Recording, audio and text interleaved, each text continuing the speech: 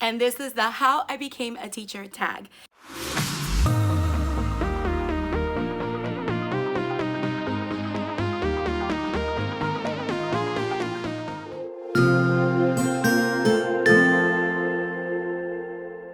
Hello everyone and welcome back to my channel. My name is Mariely Sanchez and I'm a 4th grade teacher in South Florida. So for today's video, I have a collab that I am doing with Too Cool for Middle School and a bunch of other teacher YouTubers. So without further ado, I'm just gonna jump into the questions and get started. So here's question number 1. Did you always know you wanted to be a teacher? If not, when did you decide to become a teacher? Okay, so my How I Became a Teacher story may be a little different from a lot of people. I didn't know I really wanted to be a teacher when I first went into college. I actually started as a business major, specifically in accounting with a minor in MIS, which is Management Information Systems. I went full force with that degree for 3 years, and on my 3rd year, my sophomore year in college, I realized that accounting wasn't a good fit for me. So as I sat there in my accounting class, having that realization for the first time, I kind of had like a moment where I was like, well, what am I going to pursue as far as my degree goes if accounting is not for me? And call it divine intervention, I don't know. But it was as if a thought just jumped into my mind and said, teach. And I'm like, teach? And then all of a sudden I was reminded of all the times that I took part in children's church at school. I was a Sunday school teacher for little kids. I loved having a binder with lessons that I would create myself, activities that I would put together. And I just loved doing children's church. And also I had flashbacks of when I was younger and I was playing school with my brothers and my toys. So anyway, it was like I should have known all along that is what I was supposed to pursue, but I wouldn't change it any other way because I really value the lessons I've learned from that experience. And also, as soon as I switched my major over to teaching, it was like everything made sense. I enjoyed my classes, I enjoyed going to school and pursuing what I knew was my true passion. And I haven't looked back since. I'm currently in my 19th year of teaching and I still love what I do 100%. All right, so on to question number 2. What was your major in college? And I just noticed that I already answered this question. So my initial major, like I said, was accounting with a minor in MIS, Management Information Systems. And then I switched during my sophomore year of college to elementary education. And that's what I got my undergrad in. Question number 3. What kind of requirements does your state have for teachers? Did you have to do observation hours, student teaching, etc.? All right, so the requirements to become a classroom teacher, at least in my state and in my district, were to make sure that you had a degree in the field that you're pursuing. So for me, it was elementary education. And within that degree, I had to take classes. Even though I'm not really an art teacher or a PE teacher or a music teacher, I still had to take a class in teaching elementary art, in teaching elementary music, in teaching elementary PE. That was part of the core requirements for my major. And of course, we had to take our reading classes, our math classes, science and social studies, along with all the pedagogical work that goes into it. My degree also included an endorsement in ESOL, which is English for Speakers of Other Languages, which we all now know as English language learners. So particularly in my district, it is required for teachers to have that endorsement because you just don't know if you are going to have an English language learner in your class. So it's best for the teacher to be prepared with the skills and strategies needed in order to address the needs of those learners. So that was the only requirement that my district had. Basically, you just need your bachelor's and you need to have an ESOL endorsement. And if you don't have it, as soon as you graduate college or you get hired, then you can sign a waiver basically saying that you agree to take the classes in 3 years in order to maintain your teaching position. Now, my state does not require teachers to pursue a master's degree. That is something optional that we decide to do if that's something that we want to pursue, which of course the district does provide additional salary, a supplemental salary on top of your base salary if you do have your master's, your specialist, or what I'm pursuing now, my PhD, which is my doctorate. So those are the only requirements to get a job. However, in order for you to graduate from your undergrad, you do have to do observation hours. I forgot how much it was a semester, but I want to say maybe 20 hours each semester. So I was assigned to a different school, and basically you kind of choose the area that you want to be in.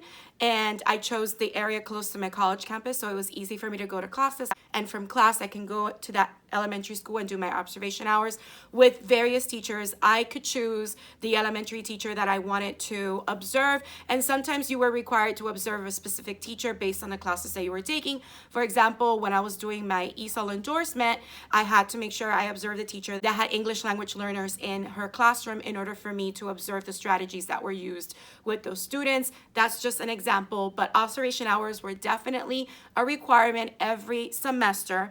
And then the last semester, when you are a senior and about to graduate, you do what is called a senior seminar, and that seminar requires you to then become a student teacher, where you slowly take over a teacher's classroom for a semester, and you'll start maybe the first week taking over one subject, and then the second week you're taking over that subject plus another one. So every week you will get a subject added until you're teaching the entire class, and that is another requirement that was required of us before we actually finished our degree program. And once a week we met with our supervisor and talked about what happened during the week, and maybe turn in lesson plans that he required of us to create, etc. Or other projects, like for example, I remember having to do a unit plan that I also had to turn in, etc. And while you were doing student teaching, that supervisor came into your classroom and observed you at different times during that semester, and you will sit down with them and talk about the observations so that you learned the areas where you were strong in and the areas where you needed more improvement on. And of course, every week I was observed, pretty much, almost, because if it wasn't my supervisor observing me, it was my mentor teacher that was doing the observations. All in all, they tried, at least my college tried, to prepare us for the real world, even though I may be answering some questions ahead of myself right now.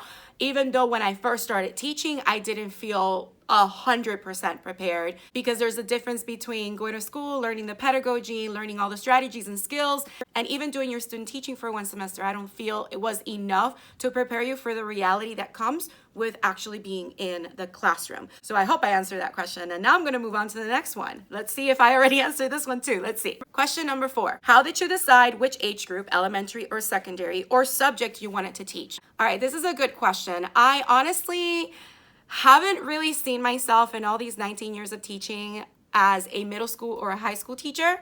There have been a moment where maybe last year I thought, well, maybe I could give middle school a chance one day, or maybe I could give high school a chance. I just had a friend that used to work with me at my current school that had always been an elementary teacher. She took her subject area exams to teach English in secondary, and she passed it, and now she's teaching at a high school. So she went from being a 3rd grade teacher to being a 9th grade high school English teacher, and so far she's having a really wonderful time and a great experience.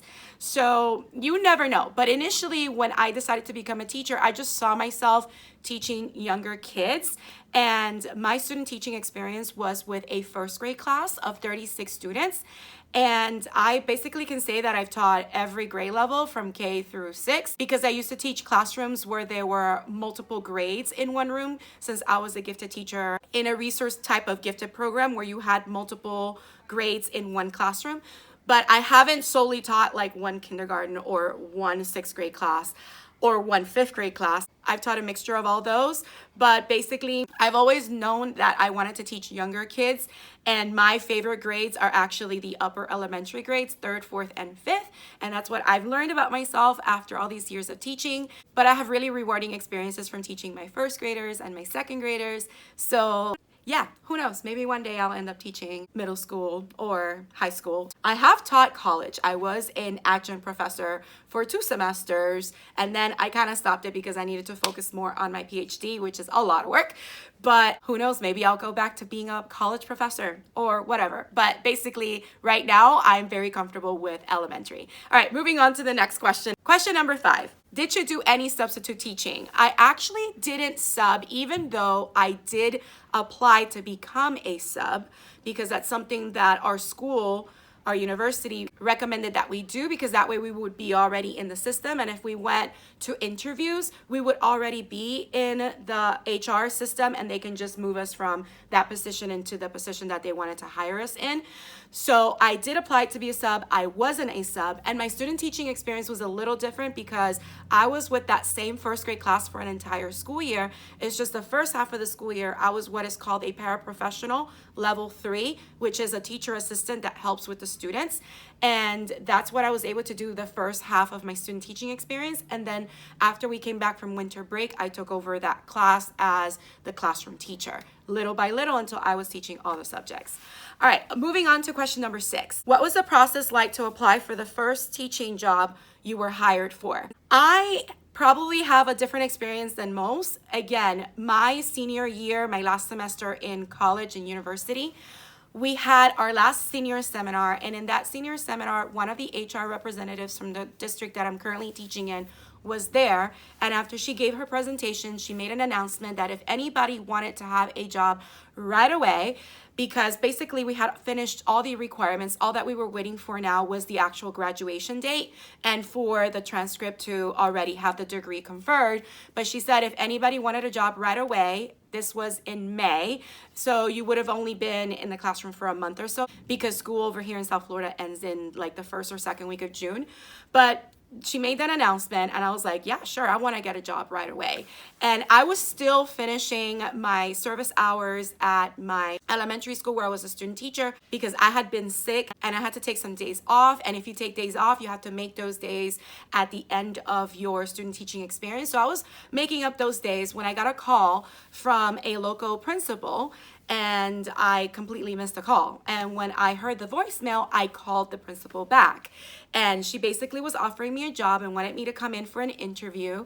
And I went in with my resume, with all my documents. I sat down for the interview. I had a great conversation with her, and I was hired right there and then. And after that interview, I started right away in my job, which was to be what is called a 3100, which is a temporary teaching position.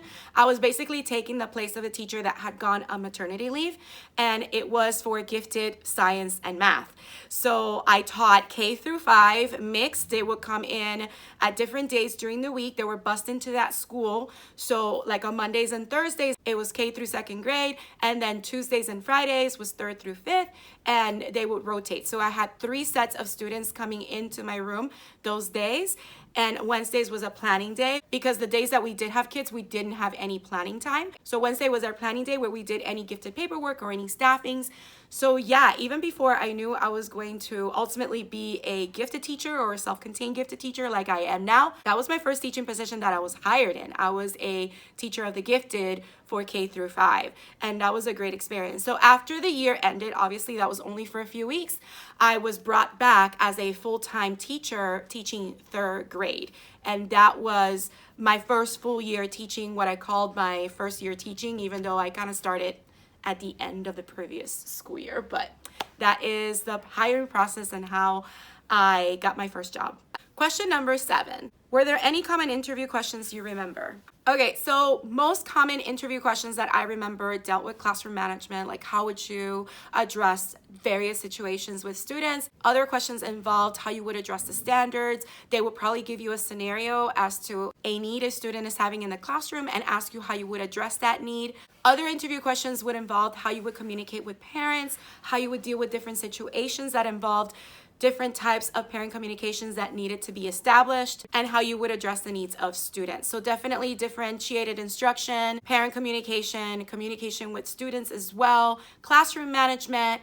And back then it wasn't a big thing. Now I'm dating myself when I say that.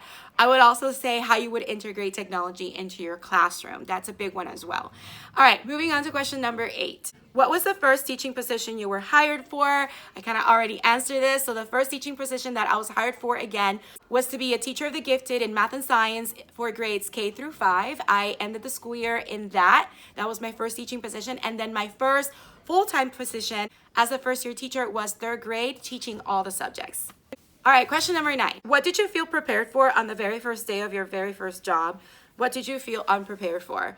I was prepared to meet my students and get to know them and establish routines. I was really ready for that.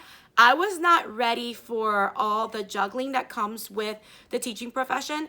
I would love to say that I wish teaching was only about being with your students, planning lessons, and that would be it. But there's so many other things that go into the position: the paperwork, the grading, the filing, the parent communication, the attending of faculty meetings, the collaborating with teachers in your school and team. And another thing that I didn't feel 100% prepared for was classroom management. And that's something that, even though veteran teachers would tell me that comes with time and experience, I wanted to already be good at that. But in retrospect, they were right. Classroom management and how to best handle different behaviors in the classroom definitely comes with experience and time. I didn't know exactly how to deal with various classroom behaviors that were happening in my class, but you know what? I got through it. It was not easy. It was definitely a challenge, but I learned so much from that first year teaching. And then, of course, what you do, every teacher does this, you sit down and you reflect on how that year went, what worked, and what you would like to improve upon the following year or the next time you're with the students, etc. So that first year was various milestones that I was achieving. So that was definitely something that took time, but I learned from. Another thing that I wasn't 100% prepared to do is to teach with the rigor that comes for teaching reading and writing. So math and science and social studies I felt really comfortable in, but reading and writing are such monumental subjects, and there's so many varying needs of students that sometimes it was difficult for me to figure out the best way to help students, one, learn to read, learn to write, and do it well. So obviously that also came with time, and I went to various professional developments after that have taught me the best ways to address reading and writing. And I can honestly say those are two of my favorite subjects. I never thought that those would be my strengths. I always thought that math and science were my strengths, and those have become my strength because I knew those were areas that I wanted to get better in. And I learned as much as I was able to, and I'm still learning, and I love that about myself. I never feel like I have learned everything that I need to learn. I feel like there's always something to learn, and I love learning from other people and teachers. So I am rambling. So let me move on to the last question. Question number 10. Do you have any last bit of advice for people who are on their journey to become a teacher? My advice to you is make sure you come into a classroom and observe. Make sure you volunteer. Make sure you see how a teacher runs their day, not just when they are with students, but the behind the scenes things like I mentioned. Also, don't let anyone really deter you from your dream. If you have always dreamed to be a teacher, if that's something that you see yourself doing for real, don't let others damper that dream and make you feel like you shouldn't do it because of all the challenges that come with the job. Let's be honest, every job has their challenges. You are always going to have difficult moments while you are working or teaching that you just learn from and you overcome. So don't let that deter you. If you know for sure that that is something that you want to pursue, go for it and do the best job that you can. And if you don't know for sure, definitely, and if you know for sure, I will also recommend this. Go and observe other teachers. Be in the classroom. Volunteer and help teachers out so that you can see everything that comes with the job. And also reach out and ask questions to other teachers or in the social media community, on Instagram or here on YouTube. There's such a big resource and wealth of knowledge now available thanks to the internet, technology, and social media. So definitely do your research, look into what it is to really be a teacher, and if that's something you want to pursue, step forward with courage and pursue your dream. All right, so I hope that you were able to learn something, not just about my journey on how I became a teacher, but maybe I was able to offer some tips and advice that you yourself can take if you are thinking about pursuing a career in teaching. So I hope you enjoyed this video. If you did, don't forget to hit the like button, leave a comment down below, let me know what you thought or any questions that you may still have. I hope you have a beautiful, magical day, and don't forget to smile. Hello dreamers, wishers, and magical thinkers. Thank you so much for making it to the very end of this video and for showing your support. If you'd like to subscribe, you can do so by clicking on my picture down here. You can also check out my latest videos here and here. Don't forget to believe in the magic that's inside you because you are capable of great things. See you next time.